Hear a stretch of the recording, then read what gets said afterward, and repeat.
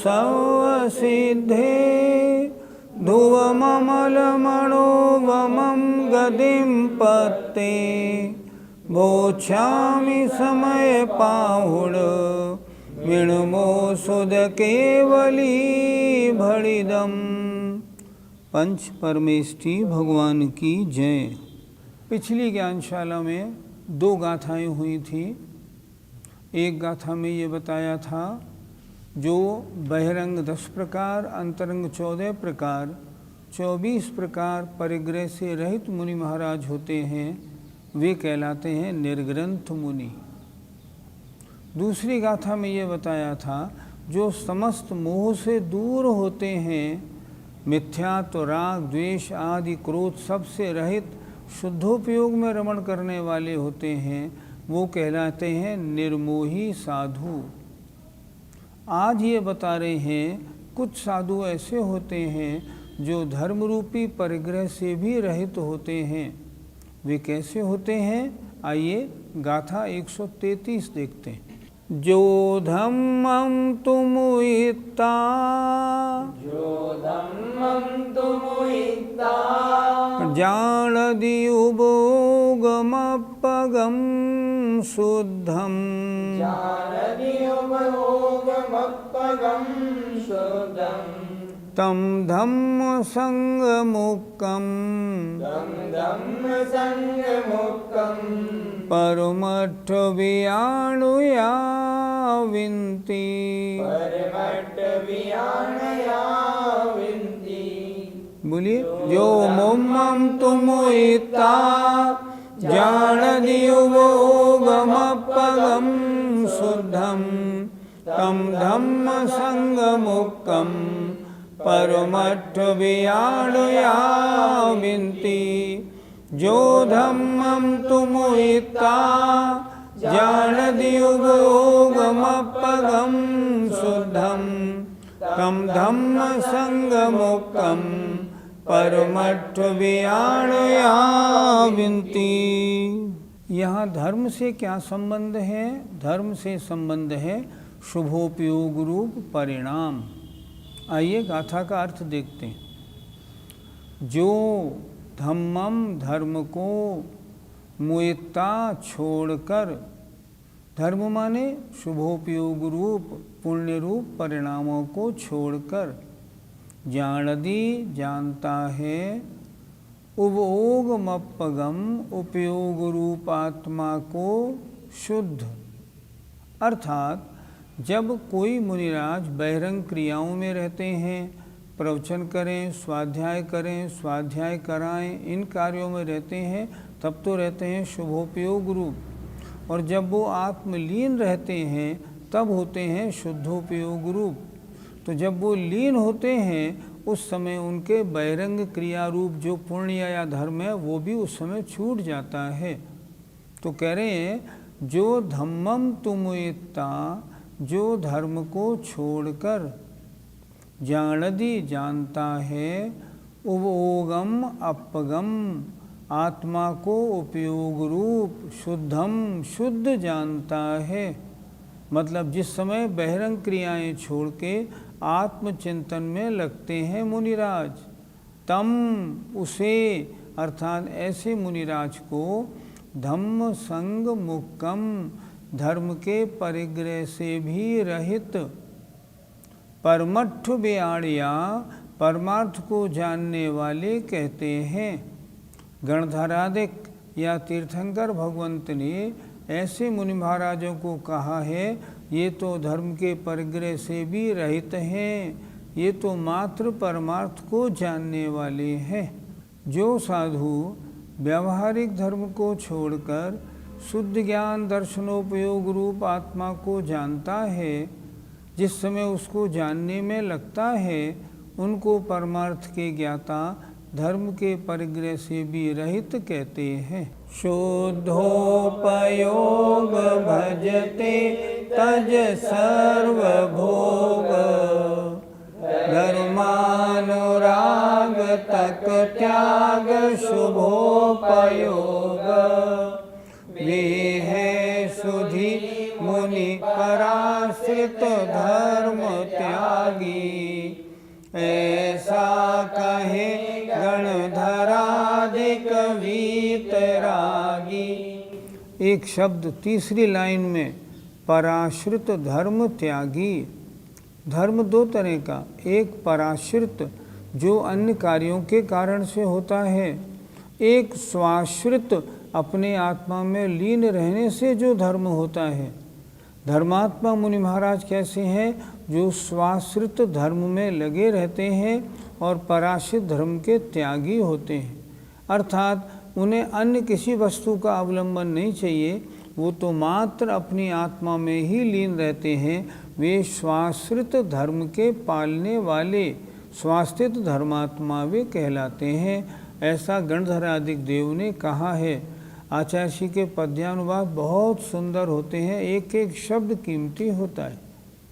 आइए अब चलते हैं गाथा नंबर 134। जम कुणदि भाव मादा, जम कुणदि भाव मादा, कत्ता सोहोदितस्य भावस्य, कर्ता सोदितस्य भावस्य, प्राणिस्य दुराणमो, प्राणिस्य दुराणमो, अणाणमो अणानिस्य,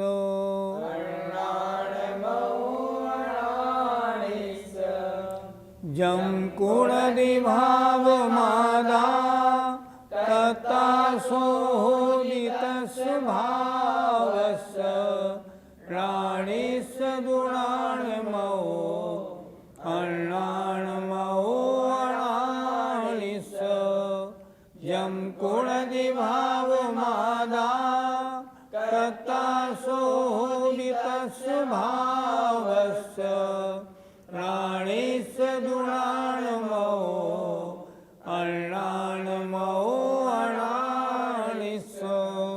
जम जिस, कुणदि करता है, भावम आदा भाव को आत्मा। क्या हुआ? जिस भाव को आत्मा करता है। कर्ता, कर्ता सो माने वह, होदि माने होता है, तस्य भावस्य उस भाव का। क्या कह रहे हैं? जीव जिस भाव को या आत्मा जिस भाव को करता है, पहली पंक्ति, सो तस्य भावस्य कर्ता होदि, वह उस भाव का कर्ता होता है। जिस भाव को करेगा उसका कर्ता कहलाएगा। लाणि सदुणाणमो, ज्ञानी के तो ज्ञान में भाव होता है, और अणाणमो अणानिसो, अणानिसो अज्ञानी के अज्ञान में भाव होता है। क्या कह रहे हैं आचार्य? आत्मा, पहली पंक्ति देखें, आत्मा जिस भाव को करता है वह उस भाव का कर्ता होता है। क्रोध करता है तो क्रोध का करने वाला, मान करता है तो मान का करने वाला।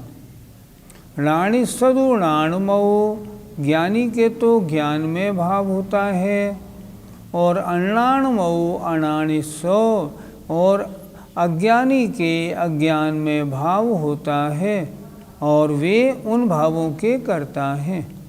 आत्मा जिस भाव को करता है वह उस भाव कर्म का कर्ता होता है। ज्ञानी के तो ज्ञान में भाव होता है तथा अज्ञानी के अज्ञान में भाव होता है। पंडित जी, मुनिराज कारण समय रूप समय सार रूप कब होते हैं? जब कोई मुनि महाराज सामायिक आदि के काल में या ध्यान आदि के काल में शुद्ध आत्मा को जानने रूप, संवेदन रूप, उसको प्राप्ति रूप, उसको अनुभव रूप कार्य में लगे होते हैं, उस समय कहा जाता है यह आत्मा कारण समय सार रूप है। जब बहिरंग कार्यों में लगे होते हैं तब तो कारण समय सार रूप भी नहीं होते। शुद्धोपयोग की अवस्था में जब आत्मा आत्मा को जानने में, संवेदन करने में, अनुभव करने में लगा होता है, तब कहते हैं ये कारण समय सार रूप आत्मा है। और अनंत चतुष्टय की प्राप्ति हुई, उसके द्वारा हमने कहा कार्य समय सार प्रकट हो गया। पंडित जी, अज्ञानी का भाव कैसा होता है? अज्ञानी का भाव कैसा होता है? अज्ञानी का भाव संसार रूप, राग द्वेष रूप, अन्य अन्य कार्यों में प्रवृत्ति रूप अज्ञानी का भाव। अज्ञानी आत्मस्वरूप में रमण नहीं करता, वह बहिरंग कार्यों में शुभोपयोग और अशुभोपयोग में लगा रहता है, वो अज्ञानी होता है।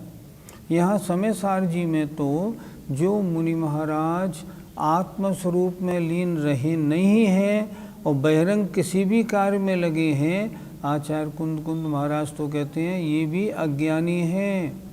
क्यों? मुनि किस लिए बने थे?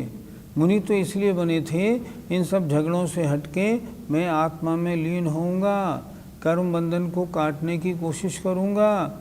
उसके बाद भी शुभोपयोग में क्यों आ गए? शुभोपयोग में आ गए तो अज्ञानी है। हर ग्रंथकार की दृष्टि अलग अलग है। यहाँ तो शुभोपयोगी मुनिराज, चाहे वो छठे सातवें गुणस्थानवर्ती हों, उनको भी इन्होंने अज्ञानी माना है। पंडित जी, ज्ञानी आत्मा का भाव कैसा होता है? ज्ञानी आत्मा तो मुनि महाराज तो, क्योंकि ज्ञानी आत्मापना सिर्फ मुनि महाराज को है। आज कोई ये कहे मैं ज्ञानी हूँ, वो ज्ञानी है और गृहस्थ अवस्था में हो, नहीं, वो नहीं चलता। ज्ञानी आत्मा सिर्फ मुनि महाराज, बाकी तो अज्ञानी है ही, परिग्रह सहित, उन्हें छोड़िए। ज्ञानी आत्मा भी वो है जो बहिरंग सारे कार्यों से हटके मात्र अपने आत्मा में रुचिवंत होकर प्रवर्तता है। उसको और तो और शहरों में रहना, गाँव में रहना भी पसंद नहीं आता। वो तो जंगलों में रहता है, किसी पेड़ के नीचे, किसी गुफा में बैठ के आत्मचिंतन में लवलीन रहता है। वह ज्ञानी का भाव होता है। यहाँ क्या कह रहे हैं गाथा में आचार्य? आत्मा जो भाव करता है वह उस भाव का कर्ता होता है। ज्ञानी के भाव ज्ञान में होते हैं और अज्ञानी के अज्ञान में होते हैं। जो ज्ञानी आत्मा होगा वो तो निरंतर अपने आत्मरमण में ही रहेगा, और अज्ञानी होगा वो उससे निकलेगा और बहिरंग कार्यों में लगेगा, उस समय अज्ञानी हो जाएगा। पंडित जी, फिर तो मुनि महाराज के ज्ञान भाव अज्ञान भाव होते रहते हैं। ये मत बोलो। मुनि महाराज के वर्तमान में तो अज्ञान भाव ही होते रहते हैं। अज्ञान भाव कब? जब भी शुभोपयोग अशुभोपयोग रूप प्रवृत्ति है तो अज्ञान भाव है। तो वर्तमान में मुनि महाराजों को शुद्धोपयोग बहुत कम समय के लिए होता है।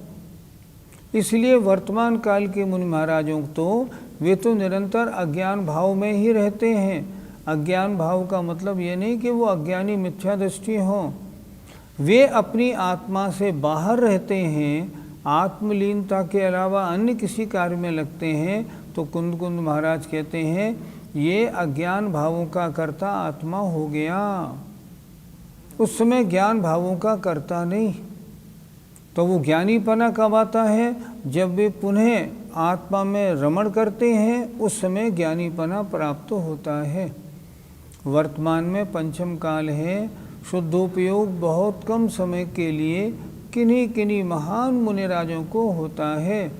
जब होता है उस समय वे ज्ञान में कहलाते हैं।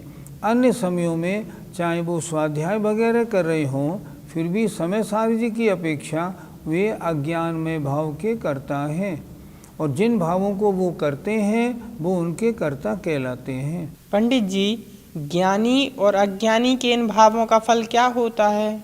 ज्ञानी मुनि महाराज जो शुद्धोपयोगी हैं और पंचम कालवर्ती हैं, मान लो उन्हें कभी शुद्धोपयोग होता है तो उनका फल क्या होता है? स्वर्ग के लौकांतिक देव या इंद्रों जैसे सुखों की उनको प्राप्ति होती है। क्योंकि वर्तमान काल में मोक्ष प्राप्ति के योग सहनन तो किसी का है ही नहीं। पंचम काल के पहले समय में भी जो व्यक्ति पैदा हुआ है वो भी मोक्ष नहीं जा सकता, क्योंकि उसके प्रथम वज्र वृषभ नाराज सेनन नहीं होता। इसलिए वर्तमान के मुनिराजों के जब कभी शुद्धोपयोग होता है तो वह इंद्र आदिक या लोकांतिक देव आदि जो महान देव होते हैं उन रूप परिणमाने में कारण होता है, महान पुण्य का देने वाला होता है। लेकिन वैसे चतुर्थ काल में कोई ज्ञानी मुनि महाराज हों और वे ज्ञान में भाव में लगें तो क्या होगा? उनको तो मोक्ष की प्राप्ति होना संभव है, वे मोक्ष प्राप्त करेंगे। अज्ञान में भाव से क्या होगा? अज्ञान में भाव दो तरह के, मुनि महाराजों की अपेक्षा अगर वो शुद्धोपयोग से हटकर शुभोपयोग में आए हैं तब उनका क्या है? अज्ञान में भाव है उन मुनि महाराज का। वे उस फल से क्या होंगे? वे उस फल के कारण वे भी लौकांतिक देव या इंद्राज पदों को प्राप्त करेंगे। अज्ञान में भाव तो हम अज्ञानी जीवों का है जिन्होंने मुनि अवस्था प्राप्त नहीं की और गृहस्थ में लगे हैं। हम चाहे कुछ भी करें, चाहे पूजा पाठ करें या स्वाध्याय करें, हमारे भाव तो अज्ञान में भाव ही कहलाएंगे। लेकिन उनमें भी अगर हमारा उपयोग अशुभ है तो नरक त्रिंच आदि गतियों का कारण है, और उपयोग शुभ है तो अच्छी गति का कारण और अन्य धार्मिक सुविधाएं मिलने का कारण है। करना क्या चाहिए? हमने समझा क्या? हमने समझा ये आत्मा जैसे परिणाम करेगा उन परिणामों का कर्ता कहलाएगा और उन परिणामों का फल उसे ही भोगना पड़ेगा। इसलिए हम सुबह से शाम तक निरंतर इसी कोशिश में रहें हमारे परिणाम अशुभ रूप तो कभी नहीं बने। हम किसी के बारे में गलत नहीं सोचें, राग द्वेष के चक्कर में नहीं फंसें। हम तो ये सोचें हमारा परिणमन अधिक से अधिक धर्म रूप कैसे हो सकता है। परिणामों की विशुद्धि बने आए, हमें उन्हीं कार्यों में लगना है, और यदि हम उन कार्यों में लगे रहते हैं तब हमारे वर्तमान पर्याय की सफलता है। हम क्या करेंगे फिर? अगली जो पर्याय प्राप्त करेंगे उसमें और आगे बढ़ेंगे और लक्ष्य की प्राप्ति कर लेंगे। गाथा 134 का पद्य अनुवाद।